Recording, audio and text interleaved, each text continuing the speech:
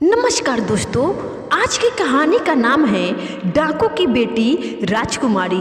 दोस्तों, यह कहानी रहस्यमय, शिक्षाप्रद, ज्ञानवर्धक कहानी है। इस कहानी को पूरे अंत तक एक बार जरूर सुनिएगा। यह कहानी बड़ी ही रोचक है। किसी राज्य में राजसिंह नाम के बहुत ही दयालु और प्रजा के चहेते राजा थे। उनकी कोई संतान नहीं थी। इसी गम में राजा और रानी दोनों परेशान रहते थे। उन दोनों ने ऐसे ही बिना औलाद की जिंदगी को भगवान की मर्जी मानकर स्वीकार भी कर लिया था। राज की जनता भी राजा के गम से दुखी रहते थे। राजा तो शिकार करके या जनता की सेवा करके अपना समय व्यतीत कर लेते थे और इससे उनका मन भी लगा रहता था। लेकिन रानी तो पूरा दिन खाली रहने के कारण, सिर्फ अपनी संतान ना होने के कारण दुखी रहती थी। राजा को शिकार का बहुत शौक था। एक दिन वे शिकार करने जंगल की तरफ चल दिए। उनके सिपाही भी उनके साथ थे। जंगल में राजा के सिपाही पीछे छूट गए और वे आगे निकल गए। वे आगे पहुँचे तो तभी उन्हें किसी बच्चे की रोने की आवाज़ सुनाई दी। वे आवाज़ के पास पहुँचे तो देखा कि दो डाकू एक छोटे बच्चे को तलवार से काटने वाले थे। राजा राजसिंह ने उन्हें ललकारा और अपनी वीरता से उन्हें मार दिया। राजा ने बच्चे को देखा तो वे एक सुंदर कन्या थी। राजा ने उसे गोद में उठाया। उसको लेकर वे अपने राज की तरफ वापस चलने लगे। अब उनके सैनिक भी उनके साथ थे। महल में पहुंचकर राजा ने कन्या को अपनी रानी को दिया और उन्हें सारी बात बताई। रानी ने उसे भगवान का उपहार बताया, जिससे उनकी खाली झोली भर गई। रानी ने कन्या का नाम भाग्यवती रखा। समय बीतता गया। राजा ने भाग्यवती को राजकुमारों की तरह रखा। उसे कभी भी ये एहसास नहीं होने दिया कि वे एक लड़की है। समय के साथ भाग्यवती शिक्षा में ही नहीं बल्कि अस्त्र शस्त्र चलाने में भी निपुण हो गई थी। अब भगवती जवान हो गई थी और राजा राजसिंह के साथ राजपाट चलाने में उनकी पूरी मदद भी करती थी। वह भी राजा राजसिंह की तरह राज की प्रजा की चहेती थी। वह प्रजा के हर दुख को अपना दुख और उनकी खुशी को अपनी खुशी समझती थी। राज्य में चारों तरफ खुशहाली थी, लेकिन ये खुशहाली ज़्यादा दिन तक नहीं चली। कुछ समय से ताजपुर राज्य में आरा डाकू का आतंक छा गया। वह डाकू बहुत चालाक था। हमेशा वह लूट और कत्ल को अंजाम देता और गायब हो जाता था। आज तक उसकी असली शक्ल किसी ने नहीं देखी थी। वो भेष बदलने में माहिर था। इसी कारण वे किस भेष में आएगा किसी को भी पता नहीं चलता था। राज्य की सेना और यहाँ तक कि सेनापति और राजा भी उसको पकड़ नहीं पाए।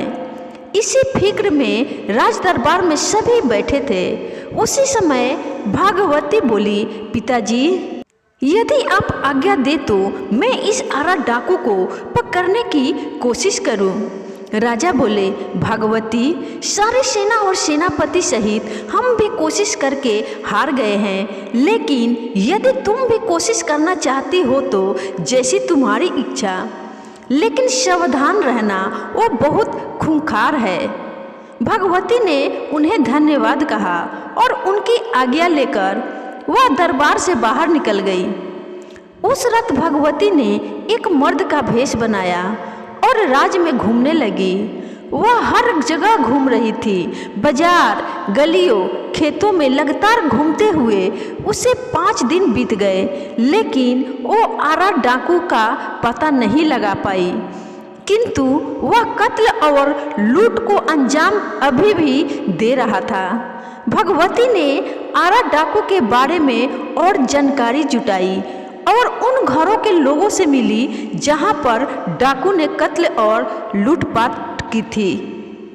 उसको आरा डाकू के बारे में पता लगा कि वह जवान लड़कियों का कत्ल नहीं करता था और जाने से पहले उस घर की लड़की का कंधा जरूर देखता था। इस जानकारी से भागवती को आश्चर्य हुआ, लेकिन इसी से उसे उस डाकू को पकड़ने की एक तरकीब सूझी। अगले दिन उसने राज में घोषणा करवाई कि राजा राज सिंह के जंगल वाले पुराने महल में सब राज की लड़कियां इकट्ठी होकर गौरी की पूजा करेगी, जिससे कि उन्हें मनचाहा वर मिल सके।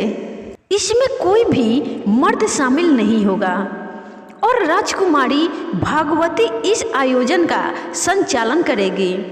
तय अनुसार भागवती कुछ बहादुर लड़कियों को साथ लेकर जंगल के महल में पहुंची और डाकू का इंतजार करने लगी। उसे पूरा विश्वास था कि डाकू इस घोषणा को सुनकर यहाँ जरूर आएगा। भागवती को ज़्यादा इंतजार नहीं करना पड़ा।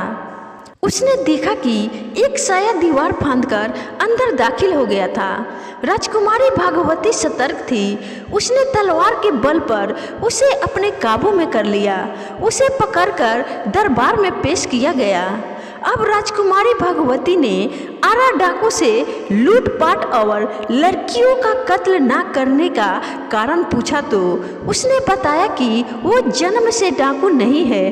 कुछ डाकू उसकी नवजात बेटी को उठाकर ले गए और उसे मार दिया और इसी गुस्से में वह भी डाकू बना।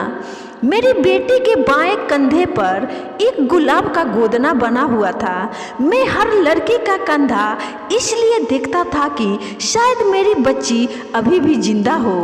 अब चौंकाने की बारी राजा राज सिंह की थी। उसने पूछा, आरा डाकू, क्या तुम्हारी बेटी 18 साल पहले मारी गई थी? आरा ने आश्चर्य से हाँ में जवाब दिया। राजा बोला, आरा, तुम्हारी बेटी जिंदा है और जिसने तुम्हें पकड़ा है वह राजकुमारी भगवती ही तुम्हारी बेटी है। राजा ने उसे सारी बात बताई कि किस तरह उसने उस छोटी लड़की को बचाया था। अब आरा डाकू के चेहरे पर मिश्रित भाव थे। उधर राजकुमारी भगवती आश्चर्यचकित थी कि पिता महाराज ने उसे आज तक इस बात का एहसास नहीं होने दिया था कि वो उनकी बेटी नहीं है। भगवती भागकर राजा के गले लग गई। राजा राज सिंह बोला, आरा, हम भगवती को तो तुम्हें देंगे नहीं और आज से तुम्हें ये गलत काम छोड़ देना होगा और अपने किए का पश्चाताप करो।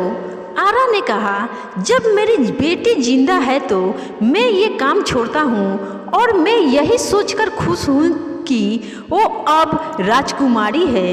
आरा डाकू अब सन्यासी बन गया था और राजा राज सिंह ने उसे अपने महल के मंदिर की देखभाल का जिम्मा दे दिया था। पूरी प्रजा और सारे दरबारियों ने भगवती के साहस और बुद्धि का प्रशंसा की। तो दोस्तों, ये थी डाकू की बेटी राजकुमारी की कहानी। आपको कैसी लगी कमेंट करके जरूर बताइएगा दोस्तों, और अच्छी लगी है तो एक लाइक जरूर करिएगा और चैनल पर नए तो चैनल को जरूर सब्सक्राइब करिएगा। धन्यवाद।